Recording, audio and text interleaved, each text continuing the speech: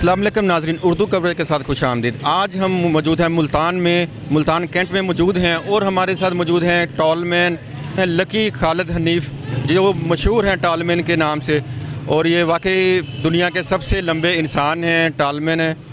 उससे पूछते हैं उसकी ज़िंदगी के बारे में, कैसे ज़िंदगी गुजरी है और क्या हालात हैं उसके। अस्सलाम वालेकुम। जी वालेकुम सलाम। क्या नाम है आपका? जी मेरा नाम है लकी खालिद टॉलमैन। कितने साल से आप ये काम कर रहे हैं? सर मैं 11 साल से ये काम कर रहा हूँ। तो आपका गुजारा हो जाता है? सर पहले तो गुजारा हो जाता है, लेकिन अब महंगाई की वजह से गुजारा नहीं होता। पहले तो स्कूलों में प्रोग्राम के लिए बुला लेते थे, अब तो महंगाई की वजह से कोई स्कूलों में भी नहीं बुलाता और सालगिरह होटलों में भी कोई नहीं बुलाता। लेकिन बस ओखे सोखे गुजारा कर लेते हैं। जितनी आज की महंगाई है तो गुजारा नहीं होता हमारा। लेकिन जो हमें स्कूल वाले बुलाते थे अब वो भी हमें नहीं बुलाते सर। तो आप फिर कोई और काम क्यों नहीं करते फिर? सर ये मुझे 11 साल हो गए करते हुए, इसके अलावा मैं कोई और काम नहीं कर सकता। तो मेरी मजबूरी है कि मेरी रोजी रोटी इसी से है, तो मैं यही काम करता हूँ। मैं इसी काम के अलावा कोई काम नहीं कर सकता। शादी हुई है आपकी? जी अल्हम्दुलिल्लाह शादी हुई है। कितने बच्चे हैं? सर अभी एक बच्चा है मेरा। आप कितना पढ़े हुए हो? सर मेरी तालीम नहीं है। अगर मेरी तालीम होती है तो मैं शायद नौकरी कर लेता, लेकिन तालीम ना होने की वजह से ये रोजी रोटी कर रहा हूँ, जिसमें मेरा थोड़ा बहुत अल्लाह पाक गुजारा कर देता है। लेकिन मैं चाहता हूँ कि इस काम को मैं बढ़ाना चाहता हूँ और इस काम को मैं मुश्ती के रखना चाहता हूँ। ये बच्चों की इंजॉय के लिए और बच्चों के शौक़ के लिए खड़ा होता हूँ, और ये मुझे पता है जैसे मैं खड़ा होता हूँ, ये मौत के और ज़िंदगी के साथ है ये काम। जी मैं पढ़ा लिखा नहीं हूँ। तो आप अगर गिर जाएँ तो आपका चोट लग सकती है? शायद अल्लाह ना करे, पहले तो बंदा गिरे ना। अगर गिर जाए तो हाथ पैर टूटने के चांसेस होते हैं इस काम में, नुकसान बहुत ज़्यादा। लेकिन क्या करें कि मेरी रोज़ी इसी से है, मैं इसी से कमाना चाहता हूँ। तो मैं ये चाहता हूँ कि अल्लाह पाक इसके अलावा कोई निज़ाम बना देता ठीक है, नहीं तो इसी काम को जो है ना मैं बढ़ाना चाहता हूँ कि किसी तरीके से बढ़ जाए। लेकिन जैसे आज के दौर में महंगाई है तो मुश्किल ही हो सकता है। 11 साल हो गए आपको इस काम में, तो कभी गिरे भी हो आप? सर मैं एक दफ़ा गिरा था तो अल्लाह की रहमत से बच गया था। उस दिन के बाद मैं नहीं गिरा। शुरू में कितनी प्रैक्टिस करनी पड़ी है आपको इस काम के लिए? सर इसको काम को सीखने के लिए बहुत मेहनत करनी पड़ती है। कम से कम 3 महीने लगते हैं सीखते सीखते। उसमें यह है कि जैसे हम रस्सी वगैरह बांधते हैं या खड़े होते हैं तो हमारा खून रुक जाता है, तो हमें कैसे परेशानी होती है चलने में वो हमें पता है सर। जैसे खड़े होते हैं इस काम के ऊपर, लोगों को बहुत ईजी नज़र आता है, लोग मजाक भी करते हैं, गिरा भी देते हैं, लेकिन इस काम को हम बर्दाश्त करते हैं। क्योंकि इस वजह से बर्दाश्त करते हैं कि हमारी रोजी रोटी इसी काम से ही है। कोई आपकी गवर्नमेंट सपोर्ट करती है, कोई सपोर्ट करता है आपकी? सर गवर्नमेंट अगर सपोर्ट करे तो हमारी बल्ले बल्ले हो जाते, लेकिन गवर्नमेंट तो सपोर्ट नहीं करती। जब और लोग सपोर्ट नहीं करते तो गवर्नमेंट कहाँ से करती है? अगर गवर्नमेंट सपोर्ट कर दे तो हमें जो है ना परेशानी उठाने की ज़रूरत भी नहीं है हमें।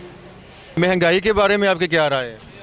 सर महंगाई तो इतनी हो गई है ना कि आज के दौर में, पहले तो लोग रोटी भी खा लेते थे, 3 टाइम की सुकून से सो जाते थे, अब तो सोना भी बड़ी मुश्किल है। हर चीज़ में इतनी आग लगी हुई, इतनी महंगाई हुई पड़ी है कि बंदा अगर 2 वक्त की रोटी पूरी कर जाए बड़ी बात है, लेकिन आज के दौर में इतनी महंगाई है कि कोई कुछ नहीं कर सकता।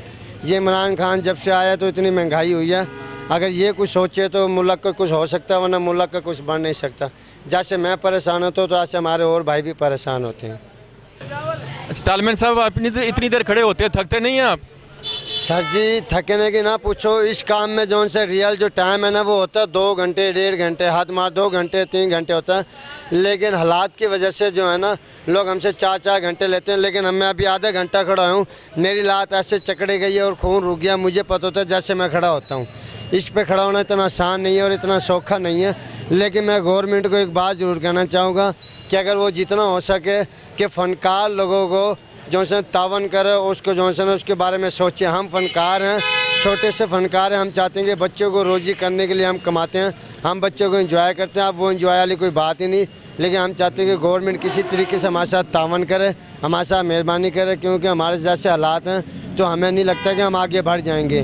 तो गवर्नमेंट को मैं यही कहना चाहूँगा कि हम जैसे फ़नकार लोग हैं हमारे बारे में थोड़ा बहुत सोचें, क्योंकि हम इस टाइम बहुत हालात से मजबूर हैं, परेशान हैं, और जो है हमारे घर का वो खर्चे वगैरह जो है ना वो पूरे नहीं होते, क्योंकि अब इस काम का वो नहीं रिया, जो काम था वो काम नहीं रिया कि महंगाई की वजह से ना हम लोग बहुत टूट चुके हैं। हम लोगों को इसी डंडे पे खड़े होकर अपने आप को जान खतरे में डाल के खड़े होते हैं। ये हमें पता है कि जैसे हम ये काम करते हैं, लोग अपने पैर पे 10 मिनट नहीं खड़े हो सकते। मैं 3 घंटे डंडों पे खड़ा होता हूँ, मेरे हाथ पैर कांपते भी हैं, सुन भी हो जाते हैं, खून भी रुकता है। लेकिन प्लीज़ मेहरबानी मैं यही चाहता हूँ कि गवर्नमेंट हमारे बारे में कुछ सोचे और तावन करें। मेरी यही गुजारिश है गवर्नमेंट से, बाकी आगे गवर्नमेंट की मर्ज़ी, जिस तरह गवर्नमेंट चाहती है।